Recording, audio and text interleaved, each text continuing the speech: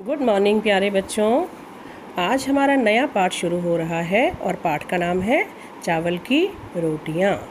यह एक नाटक है और अब हम पढ़ेंगे इस नाटक का सारांश। चावल की रोटियां एक एकांकी है, मतलब कि नाटक है। इसमें एक बर्मी लड़का, बच्चों बर्मी लड़का मतलब जैसे जापान से बनता है जापानी, भारत से बनता है भारतीय, उसी तरह से बर्मा एक देश का नाम है और बर्मा से बना है बर्मी। तो बर्मी लड़का कोको मुख्य भूमिका में है। वह 8 साल का है। उसके 3 दोस्त हैं। उनमें से नीनी और तिनसु बर्मी लड़के व मीमी बर्मी लड़की है।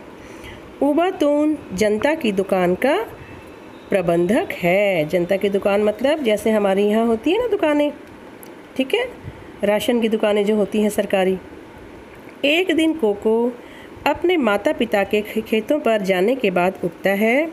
वह देखता है कि माँ ने 4 चावल की रोटियाँ उसके लिए बनाकर रख गई हैं। चावल की रोटियाँ उसे बेहद पसंद है। जैसे ही वह उन्हें खाने लगता है वैसे ही दरवाजे पर दस्तक सुनाई पड़ती है।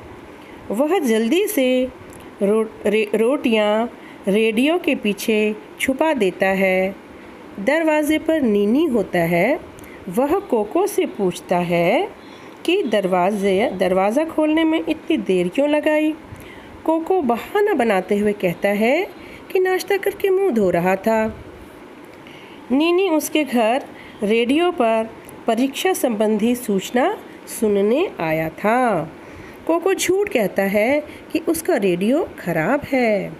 इस कारण नीनी तिनसु के घर चला जाता है क्योंकि उसे खबर को ज़रूर सुनना है।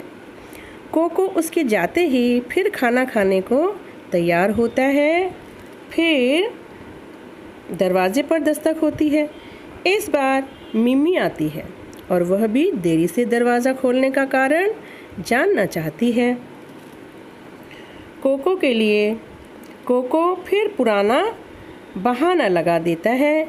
मिमी बताती है कि उसे कोको की माताजी मिली थी तथा उन्होंने उसे बताया था कि वह कोको के लिए कुछ चावल की रोटियां रखकर आई हैं।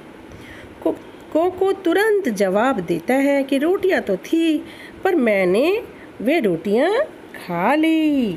ठीक है।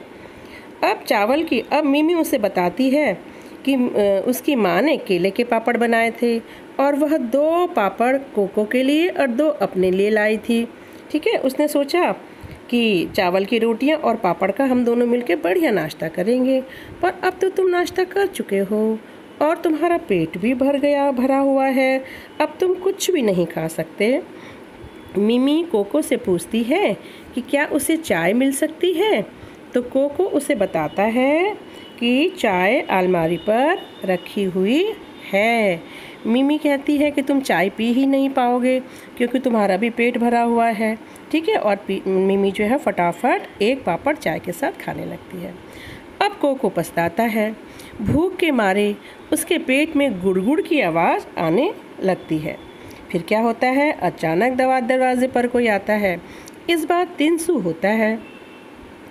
वह गेंदे के फूलों का गुच्छा लाता है फूलदान में लगाने के लिए और कोको ने उससे फूलदान में रोटियां छिपा कर रखी थी, इसलिए वह उसे मना कर देता है।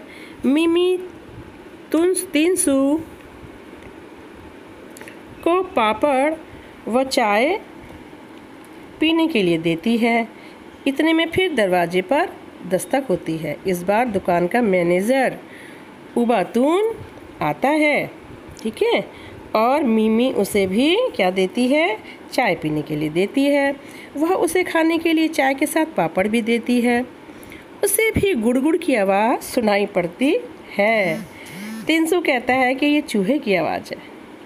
उबातून कोको को बताता है कि कल तुम्हारी माँ हमारी दुकान से एक फूलदान लेकर आई थी। उस समय वे नीला फूलदान चाहती थी पर मेरे पास उस समय था नहीं, इसलिए गुलाबी रंग का ही तुम्हारी मम्मी ले आई थीं। बाद में मेरे पास नीले रंग का फूलदान आ गया, तो मैंने सोचा चलो उसे बदलने के लिए मैं तुम्हारे घर इसलिए आ गया।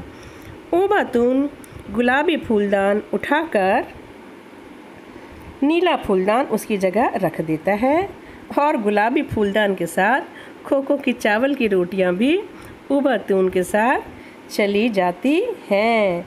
अब वो बहुत दुखी होता है और अपनी चावल की रोटियों को देख कर जाते हुए देख करके कहता है गुड बाय मेरी चावल की रोटियां। तो बच्चों, यह एक हास परिहास से भरा हुआ नाटक है। जब हम कक्षा में मिलेंगे आप सोच लीजिए आपको कौन सा रोल करना है, तो हम इसका नाटक करेंगे। हमेशा मेरे बच्चे इसका नाटक करते हैं और बहुत ही इन्जॉय हम सब क्लास के बच्चे और मैं भी उनके साथ बहुत मज़े करती हूँ इस नाटक के लिए। तो ठीक है बच्चों, इस कहानी को बार बार पढ़िए और समझिए। चलिए ओके बच्चों।